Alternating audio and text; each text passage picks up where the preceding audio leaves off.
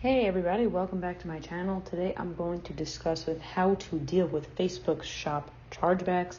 For those of you guys who are new to my channel, I am a drop shipper. I primarily focus on Facebook Marketplace and Facebook shop drop shipping. If you didn't get into it already, I highly recommend you do. It is very user friendly. It is almost brand new, so that has many benefits of the fact that you can even that there's not a lot of sellers. So there's a lot less competition. They allow retail drop shipping. The list kind of goes on. I have other videos you could check out my channel on how to get started with that if you have not already, or if you want to increase your profit. Anyway, I'm gonna dive right into it. Exactly how to deal with Facebook shop chargebacks. So what is a chargeback and why are we getting them? So let's first explain what a chargeback is for those of you guys do not know. Let's say I buy something from a store, I'm going to use Amazon as an example. I buy a laptop and I am not satisfied for whatever reason. I say it wasn't delivered. I say et cetera, or whatever. I go directly to the bank and then I dispute the charge. Why are we getting them? So a lot of times I think it's just a lot easier to go directly to the bank than trying to talk to the seller, because at the end of the day, a lot of the times they win, because what happens is once we get the chargeback, because now in this case we are the Amazon, we are the seller, so it's coming to us and we have to prove to the bank why we should not have a chargeback issued on their account. So I'm going to get into exactly which chargebacks are the most frequent. It's usually the top 3. I've seen a few others, but this is the top 3 that are most frequent that I get with Facebook shops, how I deal with them, and how to kind of prevent it from, happening again. These are the types of chargebacks that I'm going to discuss. One is order not received. That's just a very self-explanatory. They didn't get the order. Some of this stuff, it could be, some of it's valid and, okay, so they happened to, they did a chargeback without, contacting you when you could have just refunded them, and not, because also with the chargebacks, you get a $20 fee, on top of it, which also, could add up to a lot of money, if you continuously keep getting them. So, it could actually be valid that they did not get it, but you just would prefer, obviously, for them to, talk to you first so you could work it out and you didn't have to get that extra $20 fee and you could refund them, et cetera, et cetera. Next is product not as described. So that means they get the product and they're like, I didn't like it for whatever reason. They weren't satisfied, so they're going to dispute the charge. They feel as if it wasn't fair to them. And the next, which is the hardest one, I believe a lot of people have issues with, one is unauthorized purchase. Unauthorized purchase is saying why it's hard, because it's how am I going to approve to someone okay, so unauthorized, if someone took my credit card and bought it online, I don't have a camera in their house, so I want to do what I do to try to get that money back for unauthorized purchase, to make sure, we receive our money back. It doesn't work 100% of the time, but I have had successful appeals. Maybe you guys also you'll see whatever, and you could also add in your own little 2 cents to how I do it, and maybe you'll get much better results than I did. But I definitely does, work a good percentage of the time. This is all trial and error for me. I used to just lose a ton of chargebacks, and I was just losing a ton of money. So, trial and error here. So I'm going to go into the first one. The first one is order not received. How I do it, how I work through it. Pretty simple. Just take a picture proving delivery, let's say, and including, let's say, USPS website, etc. So let's say it's UPS, USPS, FedEx.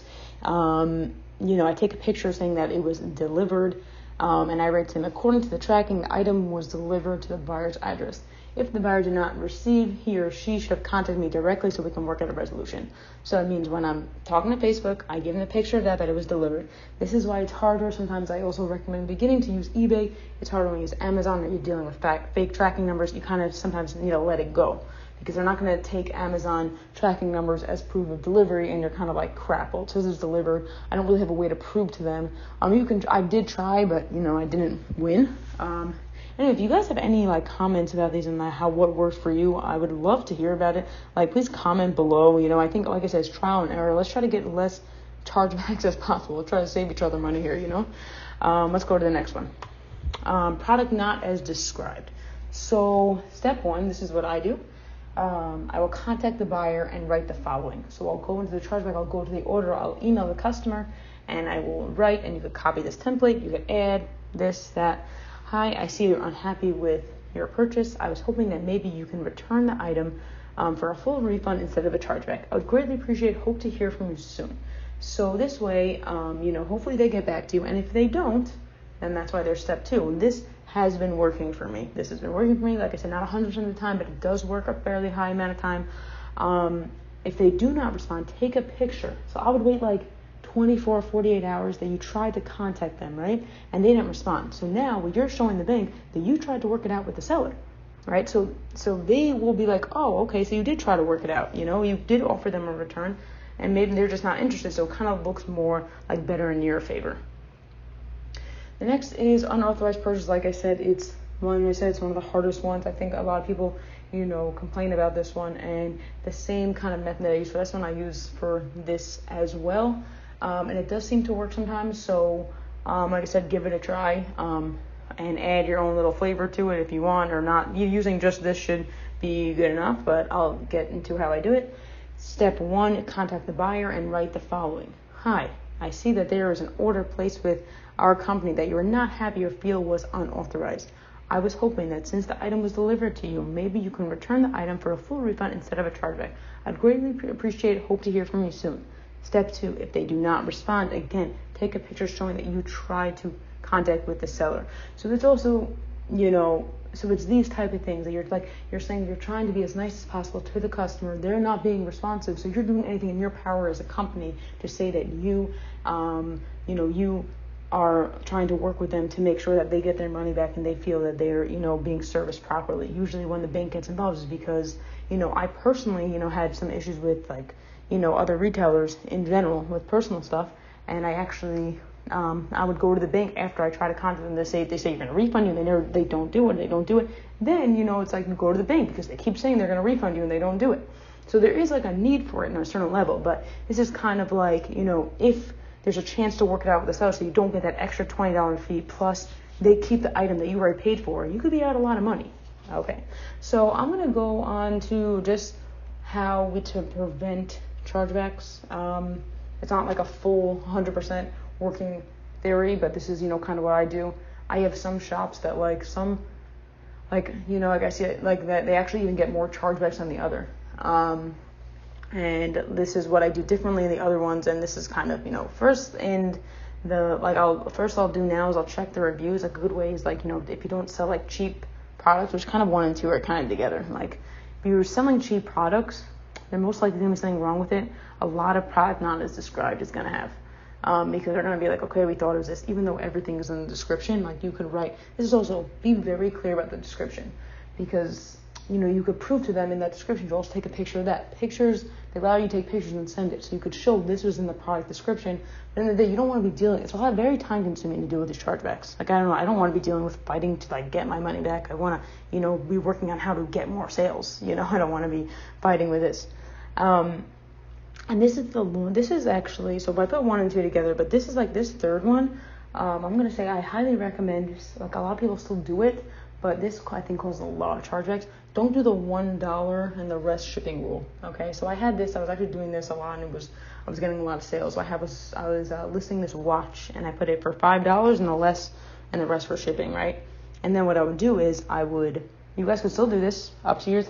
You could still do it, but I decided that I don't do it, and I took $5 off. So now the item looks as free. So it's free. So everyone's free watch.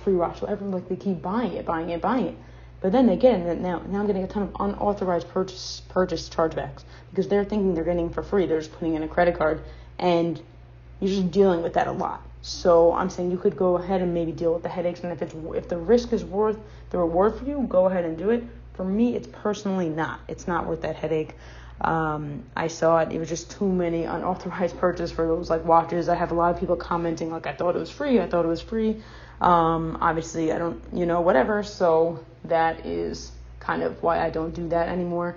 Let me hear your thoughts. If you have any thoughts, and please comment below if you got any knowledge. If you appreciate this video, I would really appreciate subscribing to this channel and giving this video a like and a thumbs up. Until next time.